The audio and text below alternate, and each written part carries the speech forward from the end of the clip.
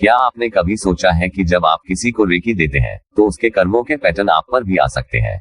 क्या ये सच में संभव है या ये सिर्फ एक भ्रम है? देखिए, ऊर्जा अदला बदली का खेल है।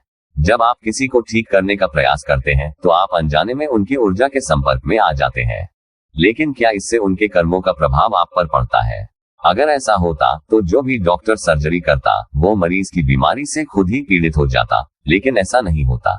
कुछ लोगों का मानना है कि किसी और की ऊर्जा के साथ छेड़छाड़ करना खतरनाक हो सकता है, लेकिन ये सच तभी बनता है जब आपकी खुद की ऊर्जा मजबूत न हो। अगर आप खुद को सुरक्षित नहीं रखते तो किसी और की नकारात्मकता आप पर हावी हो सकती है, लेकिन अगर आपकी चेतना जागरूक है तो यह आपको प्रभावित नहीं कर सकती। कुछ लोग समझते हैं कि वो दस्ताने पहनकर भगवान की भूमिका निभा सकते हैं, लेकिन ऐसा नहीं है। ऊर्जा के खेल में आधे अधूरे ज्ञान के साथ उतरना खतरनाक हो सकता है। अगर आप दूसरों की ऊर्जा से डरते हैं तो शायद आपको खुद को मजबूत करने की जरूरत है, न कि दूसरों की मदद करने से पीछे हटने की। तो अब सवाल यह है कि इससे बचाव कैसे किया जाए। यहाँ कुछ आसान उपाय हैं। अपनी ऊर्जा को रोजाना संतुलित करें। खुद की रक्षा के लिए सकारात्मक भावनाओं का उपयोग करें। गुरु से मार्गदर्शन ले और बिना पूरी समझ के किसी की ऊर्जा में हस्तक्षेप न करें।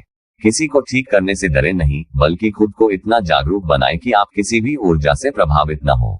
जब तक आप पूरी तरह इस खेल को नहीं समझते, तब तक दूसरों की ऊर्जा में हस्तक्षेप करना अपरिपक्वता हो सकती है। सृष्टि के स्रोत ने खुद को आप में समा रखा है, उसे समझिए और फिर इस रास्ते पर कदम बढ़ाइए।